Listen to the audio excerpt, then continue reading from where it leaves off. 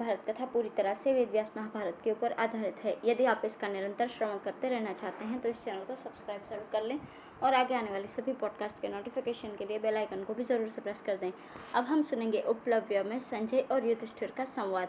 वैशंपायन जी कहते हैं, राजा धृतराष्ट्र के वचन सुनकर संजय पांडवों से मिलने के लिए उपलव्य में गया। वहां पहुंचकर उसने पहले कुंती नंदन राजा युधिष्ठिर को प्रणाम किया। इसके बाद प्रसन्न होकर कहा, राजन, बड़े सौभाग्य की बात है कि आज अपने सहायकों के साथ आप सकुशल दिखाई दे रहे हैं। अंबिका नंदन राजा धृतराष्ट्र ने आपकी कुशल पूछी है। भीम, अर्जुन, नकुल और सहदेव तो कुशल पूर्वक है ना? सत्यव्रत का आचरण करने वाली वीर पत्नी राजकुमारी द्रौपदी तो प्रसन्न है ना? राजा युधिष्ठिर ने कहा, संजय, तुम्हारा स्वागत है। तुमसे मिलकर आज हमें बड़ी प्रसन्नता हुई।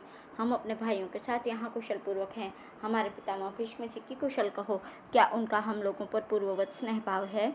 अपने पुत्रों सहित राजा धृतराष्ट्र तथा महाराज बाहलिक तो कुशल से है ना?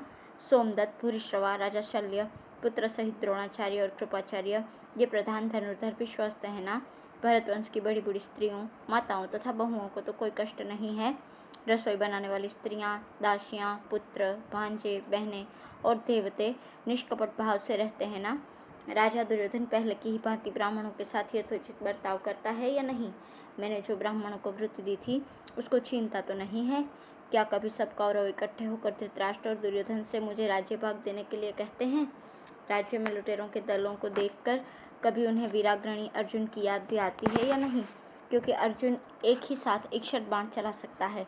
भीमसेन भी जब गदा हाथ में लेकर कर लेता है तो उसे देखकर शत्रु समूह कांप उठता है। ऐसे पराक्रमी भीम का भी कभी वे स्मरण करते हैं?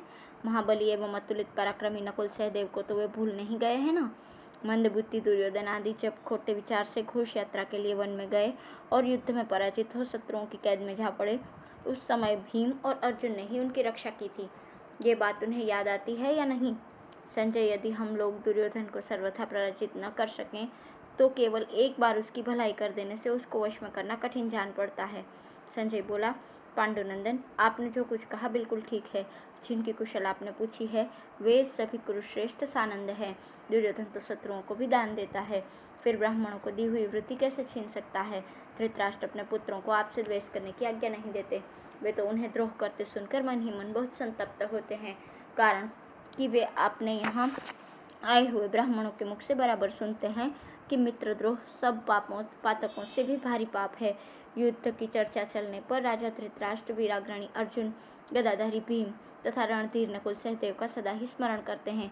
अजात शत्रु, अब आप ही अपनी बुद्धि से विचार करके कोई ऐसा मार्ग निकालिए जिससे कौरव, पांडव तथा संजय वंशियों को सुख मिले। यहाँ जो राजा उपस्थित हैं उन्हें बुला लीजिए। अपने मंत्रियों और पुत्रों को भी साथ रखिए।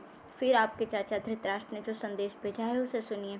युधिष्ठिर ने कहा, संजय, यहाँ भगवान श्री कृष्ण, सात्यकी तथा राजा विराट मौजूद है। पांडव और संजय सब एकत्रित है।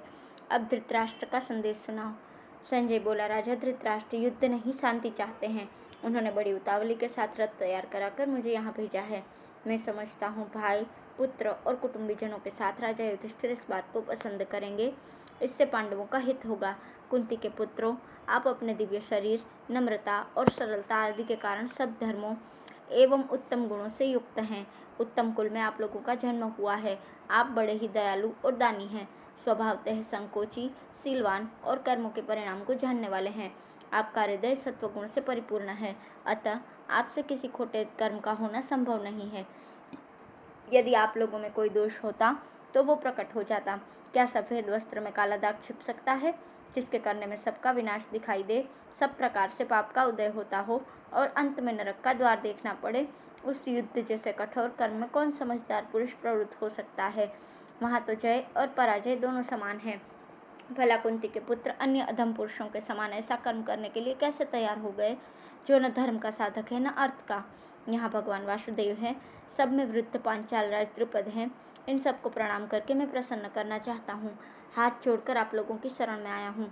मेरी प्रार्थना पर ध्यान देकर वही कार्य करें जिससे कौरव और संजय वंश का कल्याण हो। मुझे विश्वास है भगवान श्री कृष्ण और अर्जुन मेरी प्रार्थना ठुकरा नहीं सकते, और तो क्या, मेरे मांगने पर अर्जुन अपने प्राण तक दे सकते हैं। ऐसा समझकर ही मैं संधि के लिए प्रस्ताव करता हूँ। संधि ही शांति का सर्वोत्तम उपाय है। पितामह भीष्म और राजा धृतराष्ट्र की भी यही सम्मति है। युधिष्ठिर ने कहा, संजय, तुमने ऐसी कौन सी बात सुनी है जिससे मेरी युद्ध की इच्छा जानकर भयभीत हो रहे हो? युद्ध करने की अपेक्षा उसे न करना ही अच्छा है। संधि का अवसर पाकर भी कौन युद्ध करना चाहेगा? इस बात को मैं भी समझता हूँ कि बिना युद्ध किए यदि थोड़ा भी लाभ हो तो उसे बहुत मानना चाहिए। संजय, तुम जानते हो हमने वन में कितना क्लेश उठाया है, फिर भी तुम्हारी बात का ख्याल करके हम कौरवों के अपराध क्षमा कर सकते हैं। कौरवों ने पहले हमारे साथ जो बर्ताव किया और उस समय हम लोगों का उनके साथ जैसा व्यवहार था, यह भी तुमसे छिपा नहीं है। अब भी सब कुछ वैसा ही हो सकता है।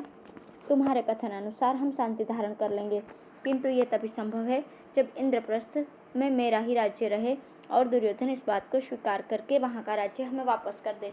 संजय बोला, पांडुनंदन, आपकी प्रत्येक चेष्टा धर्म के अनुसार होती है। यह बात लोक में प्रसिद्ध है और देखी भी जा रही है। यद्यपि ये जीवन अनित्य है, तथापि इससे महान श्रेयस की प्राप्ति हो सकती है। इस बात को सोचकर आप अपनी कीर्ति का नाश न करें। अजातशत्रु, यदि कौरव युद्ध किए बिना तुम्हें अपने राज्य का भाग न दे सकें तो मैं भी अंधक और वृष्णिवंशी राजाओं के राज्य में भीख मांगकर निर्वाह कर लेना अच्छा समझता हूँ, परंतु युद्ध करके सारा राज्य पा लेना भी अच्छा नहीं है। मनुष्य का जीवन बहुत थोड़े समय तक रहने वाला है। वो सदा क्षीण होने वाला, दुखमय और चंचल है। अतः पांडव, ये नरसंहार तुम्हारे यश के अनुकूल नहीं है। तुम युद्ध रूपी पाप में प्रवृत्त मत हो। इस जगत के भीतर धन की तृष्णा में बंधन डालने वाले हैं, उसमें फंसने पर धर्म में बाधा आती है। जो धर्म को अंगीकार करता है वही ज्ञानी है। भोगों की इच्छा रखने वाला मनुष्य अर्थ सिद्धि से भ्रष्ट हो जाता है। जो ब्रह्मचर्य और धर्माचरण का त्याग करके अधर्म में प्रवृत्त होता है तथा जो मूर्खता के कारण परलोक पर अविश्वास करता है, वो अज्ञानी मृत्यु के पश्चात बड़ा कष्ट भोगता है। परलोक में जाने पर भी अपने पहले किए हुए पाप पुण्य रूपी कर्मों का नाश नहीं होता। पहले तो पाप पुण्य ही मनुष्य के पीछे चलते हैं, फिर मनुष्य को इनके पीछे चलना पड़ता है। इस शरीर के रहते हुए ही कोई भी सत्कर्म किया जा सकता है, मरने के बाद कुछ भी नहीं हो सकता। आपने तो परलोक में सुख देने वालों अनेकों पुण्य कर्म किए हैं, जिनकी सत्पुरुषों ने बड़ी प्रशंसा की है। इतने पर भी यदि आप लोगों को वो युद्ध रूपी पाप कर्म ही करना है, तब तो चिरकाल के लिए आप वन में जाकर रहें, यही अच्छा है। वनवास में दुख तो होगा, पर है वो धर्म। कुंती नंदन, आपकी बुद्धि कभी भी अधर्म में नहीं लगती। आपने क्रोधवश कभी पाप कर्म किया हो, ऐसी बात भी नहीं है। फिर बताइए, क्या कारण है जिसके लिए आप अपने विचार के विपरीत कार्य करना चाहते हैं? युधिष्ठिर ने कहा, संजय, तुम्हारा ये कहना बिल्कुल ठीक है कि सब प्रकार के कर्मों में धर्म ही श्रेष्ठ है, परंतु मैं जो कार्य करने जा रहा हूँ वो धर्म है या अधर्म, इसकी पहले खूब जांच कर लो, फिर मेरी निंदा करना। कहीं तो अधर्म का ही धर्म का लोचा पहन लेता है, कहीं पूरा का पूरा धर्म अधर्म के रूप में दिखाई देता है, और कहीं धर्म अपने स्वरूप में ही रहता है। विद्वान लोग अपनी बुद्धि से इसकी परीक्षा कर लेते हैं। एक वर्ण के लिए जो धर्म है वही दूसरे के लिए अधर्म है। इस प्रकार यद्यपि धर्म और अधर्म नित्य रहने वाले हैं, तथापि आपत्ति काल में इनका अदल बदल भी हो सकता है। जो धर्म इसके लिए मुख्य बता गया है वो उसी के लिए प्रमाणभूत है। दूसरों के द्वारा उसका व्यवहार तो आपत्ति काल में ही हो सकता है। आजीविका का साधन नष्ट हो जाने पर जिस वृत्ति का आश्रय लेने से जीवन की रक्षा एवं सत्कर्मों का अनुष्ठान हो सके, उसका आश्रय लेना चाहिए। जो आपत्ति काल न होने पर भी उस समय के धर्म का व्रत का पालन करता है, तथा जो वास्तव में आपत्तिग्रस्त होकर भी तदनुसार जीविका नहीं चलाता, वे दोनों ही निंदा के पात्र हैं। जीविका का मुख्य साधन न होने पर ब्राह्मणों का नाश न हो जाए, इसके लिए विधाता ने अन्य वर्णों की वृत्ति से जीविका चलाकर उसके लिए प्रायश्चित करने का विधान किया है। इस व्यवस्था के अनुसार यदि तुम मुझे विपरीत आचरण करते देखो तो अवश्य निंदा करो। मनीषी पुरुषों को सत्वादि के बंधन से मुक्त होने के लिए संन्यास लेने के पश्चात सत्पुरुषों के यहाँ से भिक्षा लेकर जीवन निर्वाह करना चाहिए। उनके लिए शास्त्र का ऐसा विधान है, परंतु जो ब्राह्मण नहीं है तथा जिनकी ब्रह्म विद्या में निष्ठा नहीं है, उन सब के लिए अपने अपने धर्मों का पालन ही उत्तम माना गया है।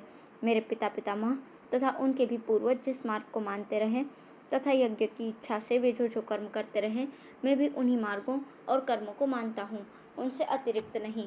अतः मैं नास्तिक नहीं हूँ। संजय, इस पृथ्वी पर जो कुछ भी धन है, देवताओं, प्रजापतियों तथा ब्रह्मा जी के लोक में जो भी वैभव है, वे सभी मुझे प्राप्त होते हो तो भी मैं उसे अधर्म से नहीं लेना चाहूँगा। यहाँ भगवान श्री कृष्ण है, ये समस्त धर्मों के ज्ञाता, कुशल, नीतिमान, ब्राह्मण भक्त और मनीषी हैं।